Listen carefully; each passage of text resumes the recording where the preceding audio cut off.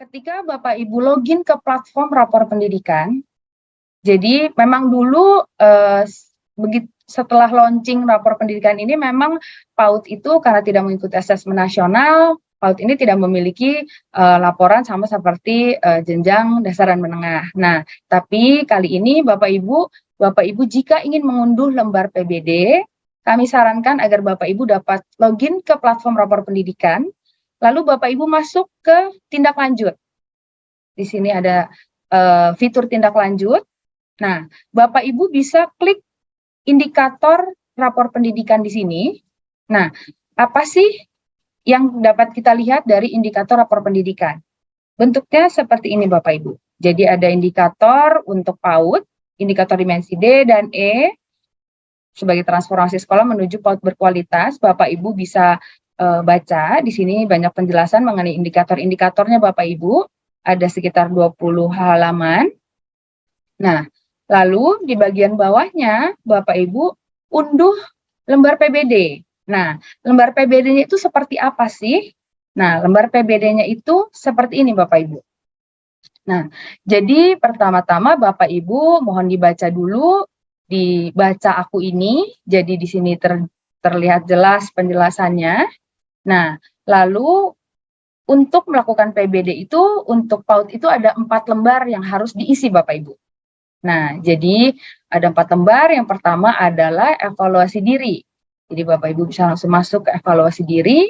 Nah, Bapak Ibu juga bisa baca dulu apa sih yang perlu dipahami tentang evaluasi diri. Nah, lalu ini ada tabel indikatornya.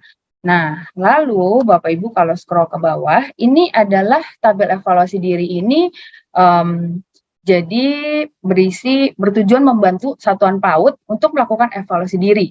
Jadi satuan PAUD itu mengisi sendiri karena satuan PAUD tidak mengikuti asesmen nasional ini, Bapak Ibu. Jadi lembar ini harus diisi sejujur-jujurnya Bapak Ibu. Jadi sejujur-jujurnya, serela-relanya gitu, sesuai dengan kondisi satuan PAUD. Jadi di sini itu Bapak Ibu di setiap indikator ini Bapak Ibu tuh bisa melihat. Jadi di sini ada penjelasannya, apakah bisa memilih lebih dari satu atau tidak. Nah, ini saya kasih contoh Bapak Ibu untuk indikator D1. Jadi kita isi di sini, nanti akan terlihat Bapak Ibu. Kalau misalkan hanya ada 2 yang terisi, maka dia hasil evaluasinya perlu pengembangan. Nah, lalu kalau kita isi lagi,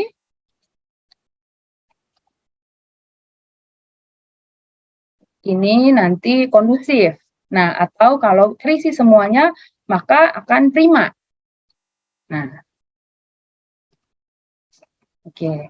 Lalu nanti diisi sampai bawah, Bapak Ibu. Jadi ini agak lumayan panjang Bapak Ibu.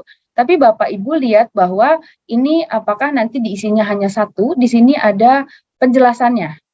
Jadi untuk setiap indikator ini nanti akan ada penjelasannya apakah Bapak Ibu bisa mengisi lebih dari 1 ataukah hanya diisi 1 Bapak Ibu. Jadi ini masih ada, masih terus ke bawah sampai elemen yang di bawah. Ini indikator dimensi E. Nah, jadi Bapak Ibu untuk lembar evaluasi diri ini, Bapak Ibu harus mengisinya sampai selesai Bapak Ibu. Jadi ini sampai ada halaman di baris 212 Bapak Ibu. Jadi jika Bapak Ibu tidak mengisi dengan lengkap, maka nanti di lembar 2 ini datanya tidak akan masuk Bapak Ibu. Jadi dari lembar 1 evaluasi diri ini akan otomatis masuk ke dalam lembar 2 identifikasi. Nah, kalau untuk tadi ini ada 4 prioritas, memang ini adalah prioritas dari PAUD. Jadi ini merupakan fokus perencanaan yang disarankan untuk dijadikan indikator prioritas Bapak Ibu. Sedangkan untuk yang berwarna merah ini adalah tadi yang Bapak Ibu nilai sesuai dengan evaluasi diri. Jadi tadi ada warnanya merah tergantung dengan capaiannya. Ini ada warnanya biru, hijau, dan biru. Nah, lalu dari sini ini agak mirip dengan untuk lembar PBD untuk dasaran menengah. Nah, jadi 4 ini disarankan untuk masuk. Berapa banyak sih yang boleh dipilih? Nah, jadi kalau kita tahu bahwa kita sesuaikan lagi dengan sumber daya di satuan PAUD. Nah, jadi sebetulnya boleh lebih dari 4, jadi maksimal sebetulnya 5, tapi jika sumber dayanya memang sudah baik, boleh dipilih lebih dari 5, akan tetapi jangan lebih dari 10 Bapak Ibu. Jadi difokuskan dulu kepada mungkin kita buat 5 gitu Bapak Ibu, kita tambahkan. Oh, menurut Bapak Ibu mungkin ini kalau di lembar PBD PAUD ini tidak diurutkan sesuai seperti algoritma seperti tadi di Dasman Bapak Ibu. Jadi ini tidak diurutkan berdasarkan skor atau apa. Jadi Bapak Ibu bisa pilih. Jadi misalkan Bapak Ibu ingin asesmen yang meningkatkan kualitas pembelajaran. Nah, Bapak Ibu bisa pilih, Bapak Ibu tambahkan ke dalam sini gitu. Nah, lalu kita lanjut Bapak Ibu setelah memilih fokus perencanaannya apa. Jadi kalau untuk memilih fokus perencanaan di sini tidak bisa copy paste Bapak Ibu. Jadi Bapak Ibu harus pilih, ini ada drop down. Nah, Bapak Ibu klik, terus Bapak Ibu sesuaikan dengan di tabel 3. Nah, lalu kita masuk ke lembar berikutnya. Nah, di sini tadi kan ada 4 indikator prioritas Bapak Ibu. Nah, ini ada diberikan akar masalahnya apa gitu. Nah, lalu di sini ada dari akar masalah itu apa saja sih kegiatan benahinya gitu. Jadi ini ada pilihannya di sini yang Bapak Ibu bisa masukkan ke dalam tabel yang disediakan Bapak Ibu. Jadi tadi ada selanjutnya di lembar ini Bapak Ibu bisa copy paste dari lembar identifikasi. Jadi Bapak Ibu bisa copy paste.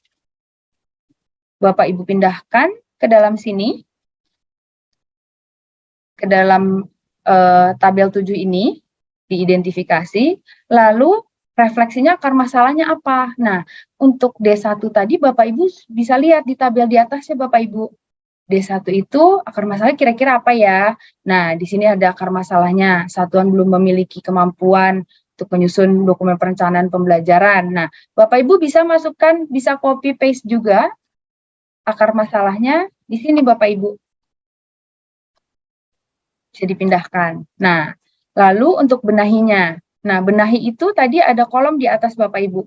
Kalau satuan belum memiliki kemampuan untuk menyusun dokumen perencanaan pembelajaran itu, benahinya tuh seperti apa. Nah, nanti kegiatan benahinya Bapak Ibu bisa pilih. Apakah menurut Bapak Ibu, kegiatan benahinya ini lebih cocok yang mana Bapak Ibu?